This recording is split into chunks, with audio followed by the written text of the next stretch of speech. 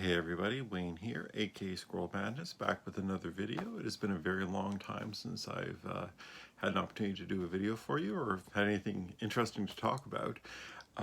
This is actually my third attempt at this video. They always end up being too long, so I'm going to try to pare this down a little bit. Point of the video, I had a CGC unboxing that I did, just one book.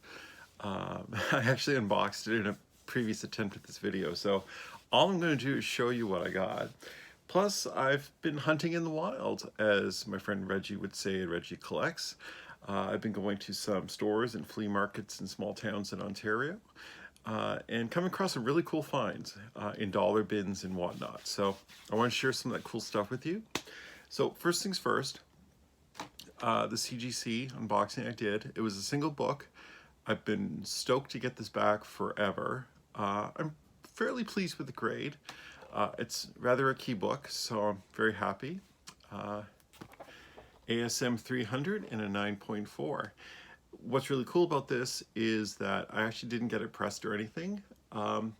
It's white pages, and I've had this for 30 plus years. I bought it when it came out. It sat in a bag and a board for like 30 years, and I just, popped it a new bag and board, sent it to CGC, bought a Jungle at 9.4, so that's pretty cool. So some of the stuff that I've come across when I've been hunting in the wild has been really kind of cool. So, some of the stuff I want to share with you has been over the last couple of weekends. So some flea market finds that I found in Ontario include Batman Superman number 13 with the variant Supergirl cover, quite popular. It's in beautiful near mint condition. Something those who know me will know that I love is anime, and one of my all-time favorites is the classic Gatchaman, which in North America, kids growing up in the late 70s knew it as Battle of the Planets. As much as I'd like to go back and get the entire Gold Key series, there's been a few versions of Battle of the Planets done in comic form since then, and one of the more common ones is the one from Image Comics in their Top Cow imprint, and I was lucky to come across some really beautiful looking number ones with some great Alex Ross art on the covers. It's the same issue, two different covers. I got these for a steal, and ironically I was at another flea market this past, well actually no, this one actually is in a video game store in a town called Peterborough in Ontario, and this used video game store had some comic boxes, and one of the things I came across there was numbers 1 through 7 of that set for $5.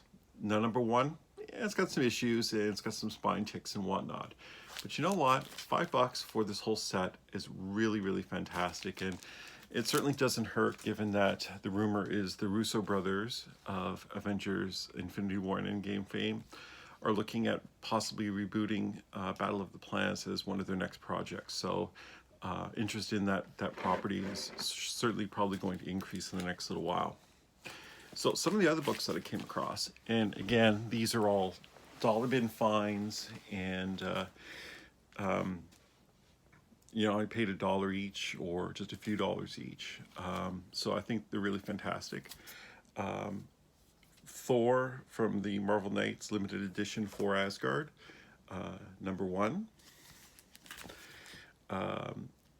Michael Turner did a series, an independent series called Fathom Dawn of War, and there was an exclusive Canadian Comic Book Expo variant edition with a limited run of 3,000. So I found a near mint copy of the number 1 in that limited edition, also in that video game store. Also there I came across some cool stuff that's a little bit older, a little more Bronze Age.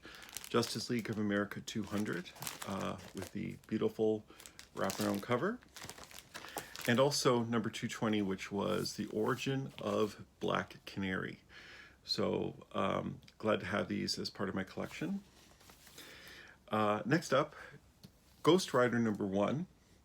I think this is like the 2006 series. It's not the most recent series, but Again, it's near mint condition, it's beautiful condition, and it's beautiful cover art. So I'm really happy to get a hold of that. This one, I saw it and I just had to have it because I didn't have it in my collection. Hulk 2099 #1. Not that it has any intrinsic value, but it's just something I've kind of always wanted. So I'm really happy to find that. Marvel Now .1 in near mint condition. I didn't have this in my collection, and I came across it in at a flea market in I don't know the place, Lakeview, Ontario. Anyway, it's a little flea market they had there.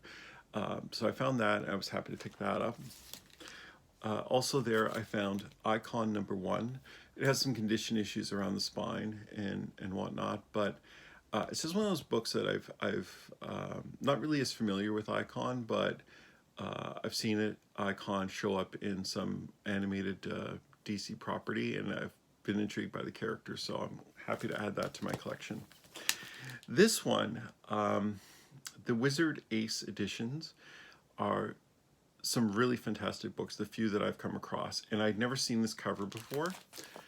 Marvel Comics, it's obviously an homage to Marvel Comics 1, the Timely edition, with the Human Torch melting through the metal wall, coming at the bad guy. I think he had a gun. So it's one of the more iconic covers from the dawn of the golden age of comics. So this is a beautiful, beautiful cover. As soon as I saw it, I was just like, I have to have this book. It's just gorgeous.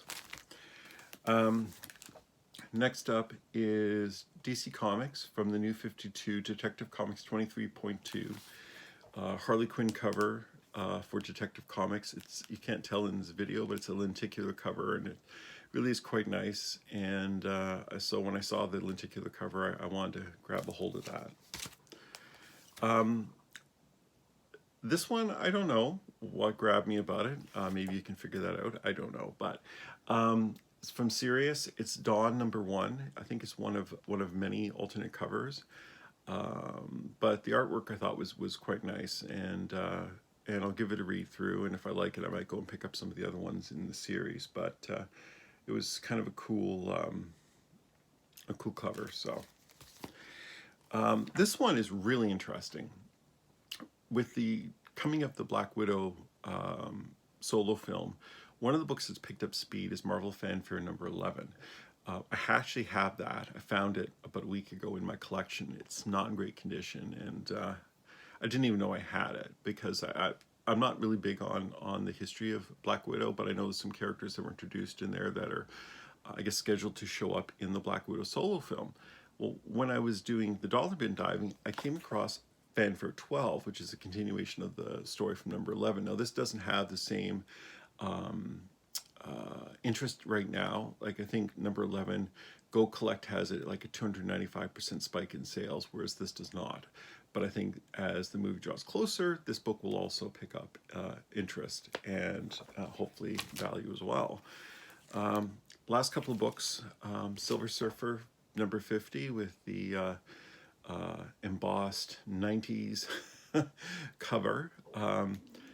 Got it for a couple of bucks, and to be honest, it's a great pickup for next to nothing, and it's a great addition to my collection. And last but not least, and I don't know what I'm going to do with this. I think I have several copies of this already. I have to go see, but I came across this book, and it's in near mint condition. It's probably in 9.6. Amazing Spider-Man 323, featuring Captain America, and more importantly, it's a Todd McFarlane Spidey cover for pennies on the dollar. I couldn't believe it, and this one and the Silver Surfer and the Marvel Fanfare. Those are the kinds of books that when you go hunting in the wild, as Reggie Simmons says, and you go dollar bin diving, and you're looking for keys, and you're looking for cool books, this is exactly the kind of thing you want to find. And it always makes it a worthwhile endeavor, and it's so exciting when you find those little things. You're like, you can't believe that you're scoring something for such a great price. So really happy to have that. So those are just some of the things I picked up over the last couple of weeks. I'm glad I could share them with you. I have kept the time of the video down by at least 4 minutes, so that's really cool. So hopefully it'll upload properly. I just wanted to say, feel free to leave comments below. Like, share, subscribe if you haven't had an opportunity to do so yet. I'd love to have more subscribers. I have over 50 right now, which is really exciting, and I want to thank each and every one of you for taking the time to subscribe and show interest in the content that I'm putting out.